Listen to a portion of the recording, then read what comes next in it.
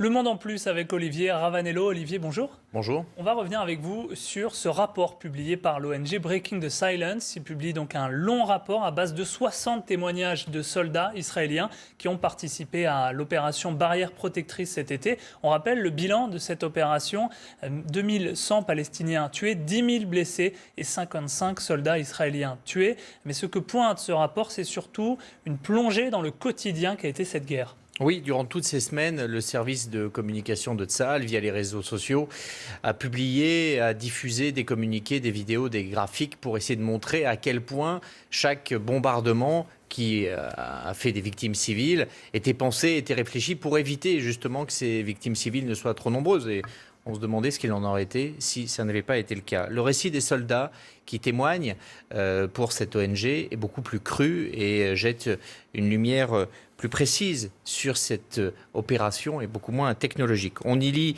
et les mots utilisés sont ceux de ces soldats qui parlent de tapis de bombes pendant 2 heures avant que les fantassins n'arrivent, de pelleteuses blindées qui ratissent, qui stérilisent des zones pour laisser un champ de ruines et éviter que des combattants du Hamas ne puissent se réfugier dans les immeubles.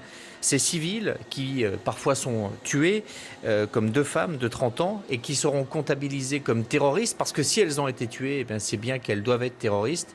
C'est la logique qui finit par s'appliquer. La peur des civils aussi, qui sont perçus comme de potentiels kamikazes, et qui, lorsque le cessez-le-feu vient à son terme, eh bien, redeviennent des cibles potentielles parce qu'ils se trouvent en zone de guerre, même si, à l'évidence, ils ne portent pas d'armes et ne sont pas dangereux. À Gaza, tout ce qui bouge est suspect, dit un soldat. Ça bouge, on tire, il ne faut pas chercher à réfléchir. Le ça revient souvent dans les témoignages de ces jeunes soldats. On tire sur un immeuble, sur une fenêtre, sur une ombre, sur une silhouette, sur une voiture. On ne tire pas sur des personnes. On tire la plupart du temps sur des objets. Et sur cette guerre, comme dans d'autres, on s'aperçoit que la supériorité technologique et militaire permet de mettre l'ennemi à distance et qu'on finit par ne plus avoir vraiment le sentiment que l'on tue. On tire sur des cibles. Ça permet de déshumaniser l'ennemi, mais ça permet aussi le passage à l'acte plus facilement pour l'ensemble de ces soldats. Alors au final, qui est-ce qui est pointé dans ce rapport? Est-ce que c'est l'armée? Est-ce que c'est le gouvernement israélien? On lit et on comprend certaines logiques qui sous-tendent un discours politique qui est complètement biaisé. Ce discours politique, c'est de dire l'objectif, c'est de rentrer, de tout nettoyer, de ressortir pour régler le problème.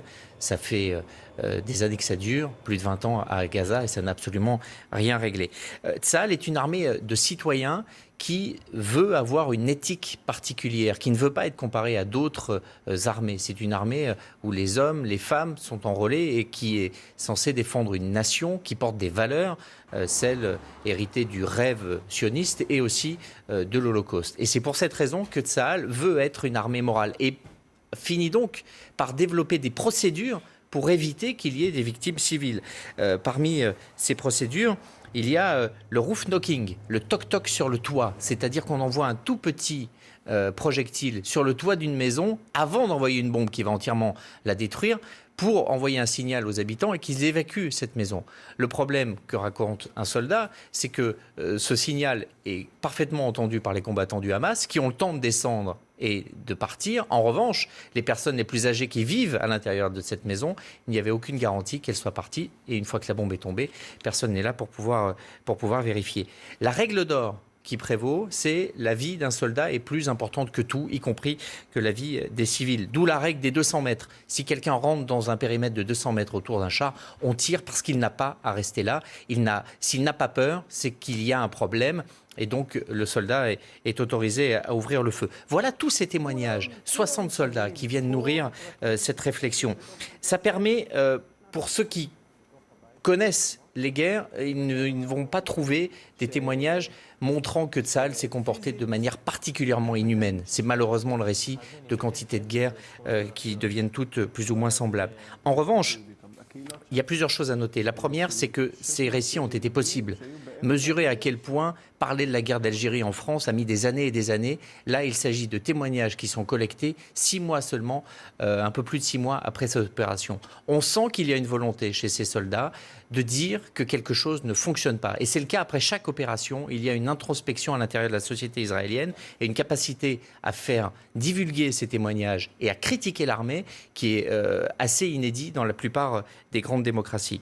Mais ça permet aussi de se dire que ces jeunes gens ont tous conscience qu'ils ne sont pas des héros. Lorsqu'ils rentrent, on leur dit c'est fantastique, vous vous êtes battus, vous êtes des héros. Et eux ont conscience qu'ils ne sont pas des héros.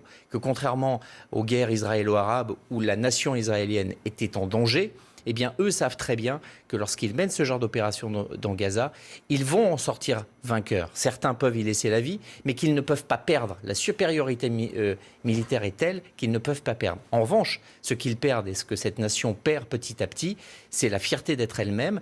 Et c'est au fur et à mesure de cette schizophrénie qui est en train de frapper Israël, ce mythe qu'il y aurait à pouvoir envisager de régler cette question palestinienne simplement d'une manière militaire, alors que tous ceux qui ont fait la guerre là-bas reviennent en étant convaincus que ce n'est pas comme ça qu'on s'en sortira. Merci beaucoup, Olivier Ravanello. C'était Le Monde en Plus.